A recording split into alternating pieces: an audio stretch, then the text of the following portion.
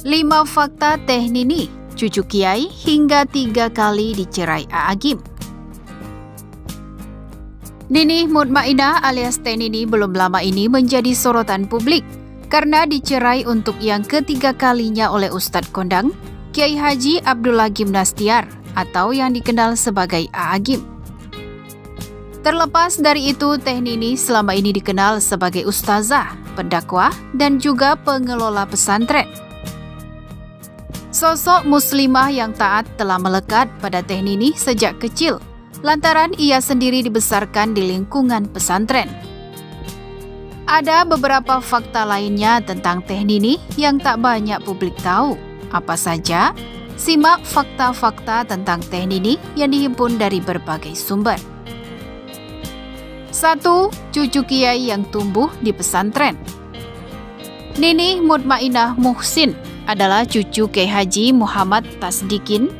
Ia lahir di Ciamis 28 Januari 1967. Di kanal YouTube resmi Pondok Pesantren Rintisan Keluarganya, Teh Nini menceritakan sedikit kenangan masa kecilnya di sana. Di Cijulang ini ada pesantren namanya Pondok Pesantren Kalangsari. Alhamdulillah Teteh dulu dibesarkan di sini, lahir di sini, kata Teh Nini. Dilansir YouTube Kalangsari Media.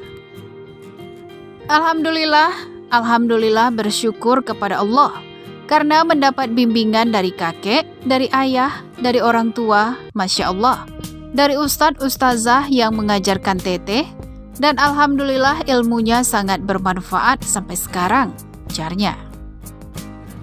Teh Nini juga menyebut di pesantren tersebut ada majelis taklim peninggalan kakek dan neneknya yang merintis sejak dulu. Ini amanah dari Allah untuk dimakmurkan, ucapnya dengan lembut. 2. Lulusan jurusan matematika. Tak ada yang menyangka bahwa Teh Nini merupakan lulusan jurusan matematika. Mengutip dari People Pill, Teh Nini bersekolah di SDN, Madrasah Sanawiyah Negeri atau MTSN, hingga Madrasah Aliyah Negeri atau MAN di Ciamis, Jawa Barat.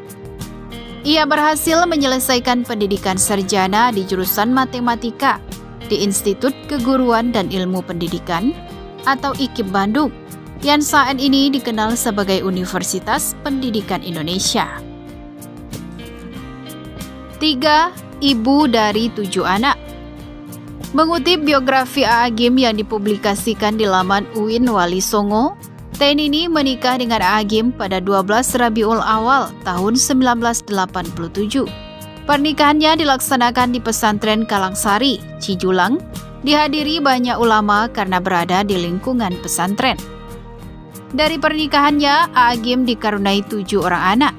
Ada Gaida Suraya, Muhammad Ghazi Al-Ghifari, Gina Raudatul Jannah, Gaidsa Zahira Sofa, G. Fira Nur Fatimah, Gaza Muhammad Al-Ghazali, dan Geria Rahima.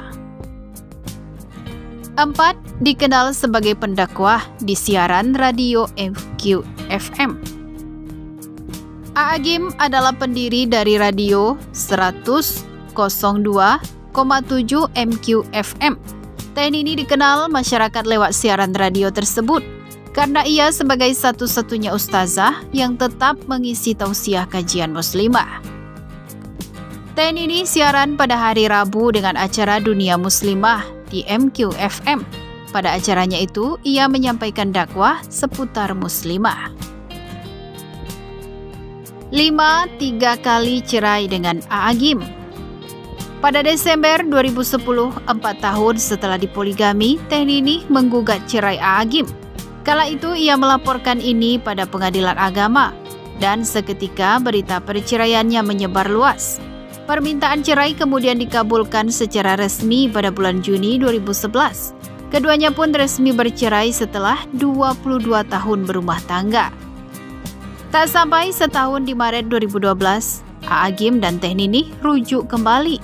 Ustadz Kondang itu melaksanakan resepsi di rumah Teh Nini di kawasan Sariwangi, Bandung. Di pernikahannya yang kedua, mahar rujuk dari A'agim yang diberikan sebanyak 5 juta rupiah. Dengan pernikahannya setelah rujuk ini, Teh Nini pun menjadi istri kedua A'agim. Namun, pada bulan Juni 2020, Teh Ninih kembali ditala A'agim. Pengacara Teh Ninih, M. Fajar, mengatakan bahwa selama 1 tahun terakhir, statusnya digantung oleh A'agim. Akhirnya gugatan cerai resmi secara negara pun baru dilayangkan oleh pihak A'agim belum lama ini.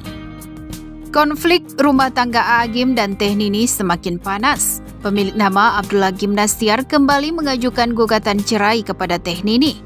Keduanya kini disebut-sebut tak lagi berkomunikasi. A'agim sudah 3 kali mengajukan cerai terhadap Teh Ninih. Awalnya Teh Ninih yang akan mengajukan gugatan, namun ternyata A'agim terlebih dahulu melayangkan gugatan cerai.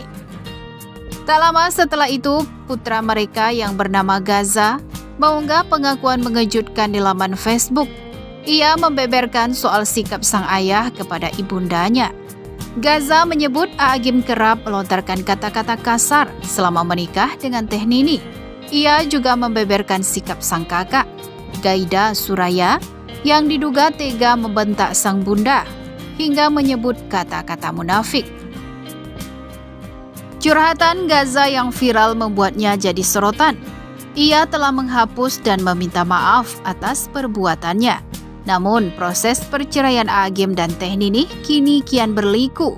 Bahkan membuat hubungan anak-anaknya pun menjadi renggang karena membela kubu yang berbeda. Perceraian orang tua memang seringkali membuat anak menjadi korbannya. Itu sebabnya sebelum bercerai, orang tua harus memikirkan kondisi psikis anak-anaknya setelah perpisahan terjadi. Dalam studi psikologi yang dilakukan di Universitas of Virginia, kebanyakan anak mengalami efek negatif jangka pendek dari perceraian. Pada umumnya, anak akan mengalami kecemasan, kemarahan, keterkejutan, dan ketidakpercayaan saat orang tua mengalami perceraian. Sementara itu, dari studi Hetherington pada 1985, anak akan terkejut dan bahkan mungkin ketakutan ketika mengetahui orang tuanya akan bercerai. Sedangkan pada anak yang sering melihat orang tuanya bertengkar, mereka akan lebih terbuka pada perceraian orang tua. Namun tak semua anak menjadi lebih baik ketika orang tua bercerai. Ada juga yang mengalami depresi dan gangguan kecemasan, sehingga lari ke penyalahgunaan obat. Penting sekali bagi orang tua, bahkan sebelum memutuskan bercerai, untuk membuat kesepakatan bahwa hubungan mereka akan tetap baik, karena kalau tidak, anak yang akan jadi korban. Kata Carmelia Riyadi, psikolog anak dan remaja Rumah dan De Leon, dikutip dari Detik Health. Salah satu penyebab perceraian banyak disebabkan oleh perselingkuhan, poligami, hingga KDRT. Pada kasus poligami, Komnas Perempuan pun memiliki pendapat tentang bagaimana dampaknya terhadap anak. Poligami kerap menjadi polemik di masyarakat sebab poligami memiliki dampak yang berimbas pada anggota keluarga. Tidak hanya istri, hidup anak juga dapat berubah karena poligami. Menurut Ketua Komnas Perempuan Andi Yatriani, poligami seringkali menjadi pemicu tindak kekerasan di dalam rumah tangga, baik itu kekerasan psikis, fisik, hingga penelantaran. Hal itu tidak hanya menimpa istri, melainkan juga si kecil. Seorang suami yang ingin melakukan poligami harus meminta izin terlebih dahulu kepada istri pertama. Dalam posisi ini, istri berhak menerima ataupun menolak. Jika ia menerima poligami, maka ia akan mengajarkan sikap submisif pada anaknya sebagai nilai yang harus diterima. Ini dapat menyebabkan rasa insecure pada anak, sebab mereka diminta untuk bersikap submisif pula, jelas Andi. Submisif di sini berarti bahwa si anak tidak dapat menyatakan keberatannya dan tidak dapat mengeluh ketika ia merasakan ketidakadilan. Misalnya ketika sang ayah kurang mampu membagi perhatian kepada anak-anak dari seluruh istri.